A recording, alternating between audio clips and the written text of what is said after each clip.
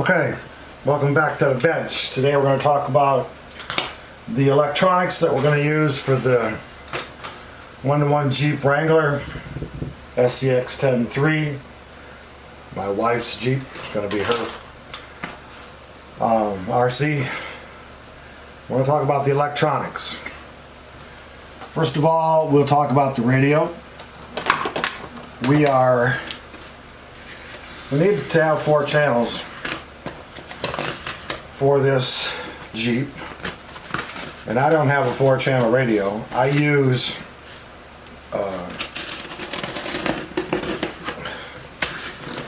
Fly Sky radios, transmitters, receivers, almost exclusively. I have 3 of them now. I have the GTS 3 for the first one that came out, then the B model, which is rechargeable. And for this one, I got the FCS or FS GT5. This is a 6-channel, omnidirectional, bi-directional, whatever, omnidirectional transmitter radio. And it comes with one FS-BS6, which is a 6-channel receiver. Okay, so in the Fly Sky FSGT5 6-channel radio, got some tape on it somewhere? Sure it does. Nope. Just making it impossible to get it open.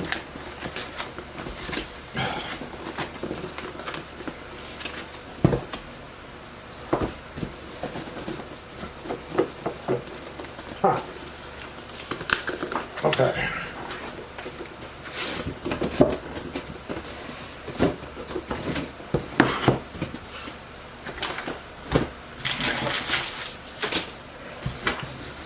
So, what I like about these transmitters is you can put multiple cars on, multiple RCs. I have 8 or 9 on mine. Comes with a handle, just in case you have a bigger or smaller hand.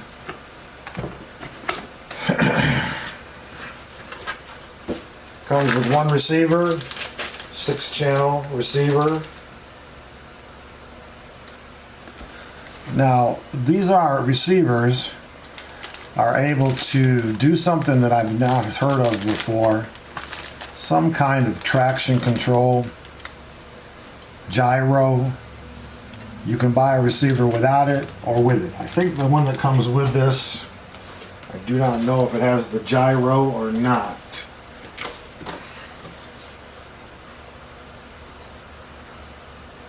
Doesn't say so. But I think they have one that has gyro too. So, if you're looking to do a gyro. So this is the receiver we're going to use. This transmitter, nice and small, light, but feels good. Feels real good. Okay, nice, very good screen. Nice, soft wheel. There's a lot of YouTube videos on this, and a lot of people like it. So this is going to be our takes 4 batteries, but you can remove this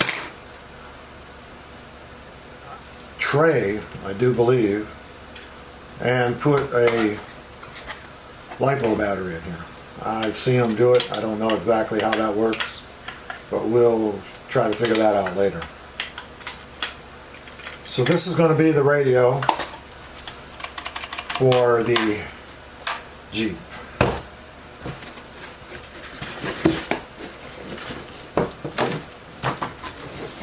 So far I haven't had any problems with the other two. I really like them. And they're not expensive. $39 for the old model, $49 for the new model, about 70 bucks for this. And I personally think they're great. Haven't had any problems with them, and again, interchangeable grip for hand size. Okay, for the steering servo, a lot of people may not particularly care for these, but you know, I've used these 20 kg servos off of Amazon for a long time now. Wet, got them wet, mud, all kinds of stuff. Never ever had any failures. 20 kg, of course, you know they're not going to be that high, but they work really well. They're all gears. The gears are all metal. They're substantial. They're fast. They just get the job done. So this is what I'm going to be using on this build, and I've used them on all my other builds. Okay, I got the quick run crawler brushed. We're running a brushed motor, 80 amp. Now I have used the 60 amp ones for a lot of my vehicles and never had any problems. Now this is kind of newer, it's kind of an upgrade, but again, not real expensive. That's the good thing, and they work. I've gotten them wet, muddy, no problems, no killing any of them, and it comes with a programmer.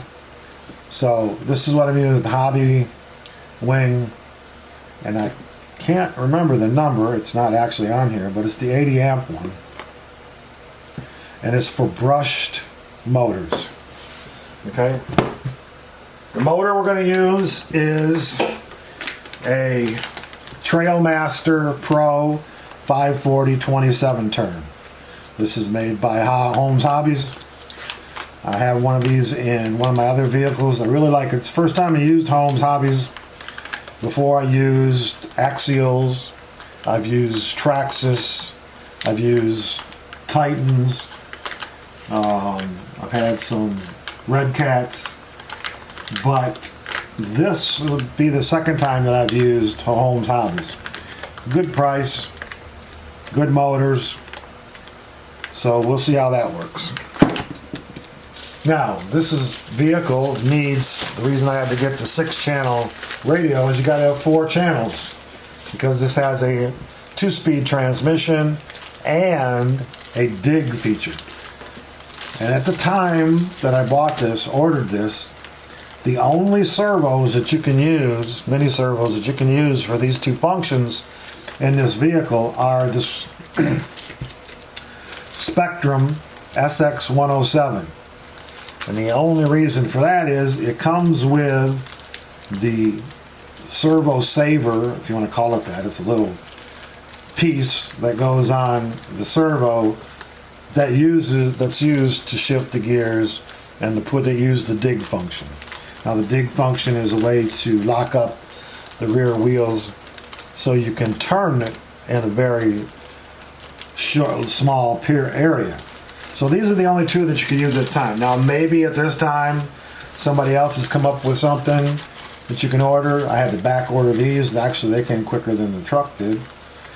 But this is the servos you use for those 2 functions. Okay, so those are the electronics that we're going to be using for the SCX-10 3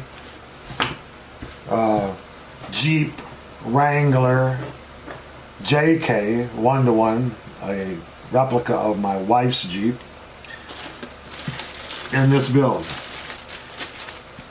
So,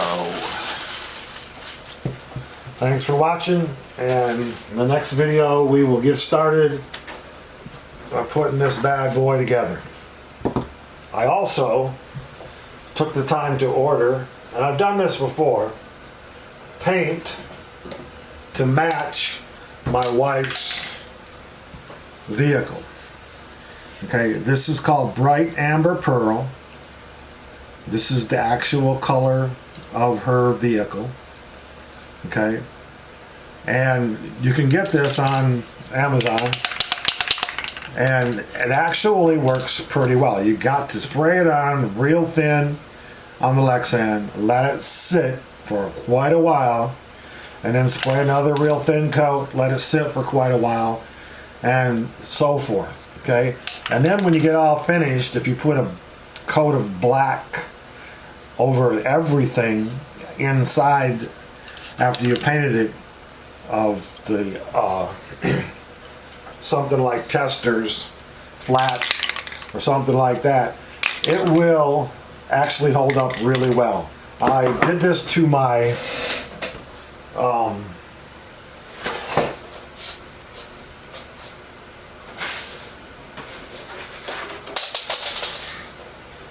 my Dodge 1-to-1, and as you can see, my body post, it's held up really well. Man, it's a little dirty, scratched, but of course, you're driving it, it's gonna look that way. But it came out really well. It works fine. It's regular automotive paint, touch-up paint, but it works just fine when it comes to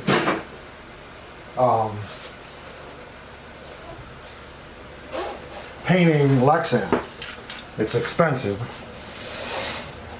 You know, $25–30 for a can. Of course, my wife can use it on her Jeep, and she has when she replaced some parts and she needed to cover up some old stuff. So you can have it done.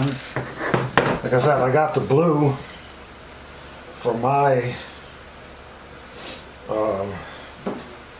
color, and I also did the same thing for my Toyota 4Runner.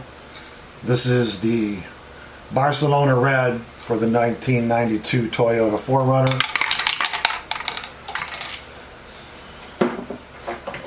So it works. Like I said, it's a little expensive, but it gets the job done. A little tedious to work with, but again, it gets the job done.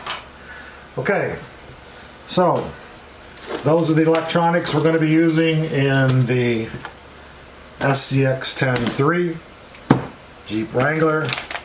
Y'all have a good day, and next time you see this project, we'll be getting underway. Thanks for watching.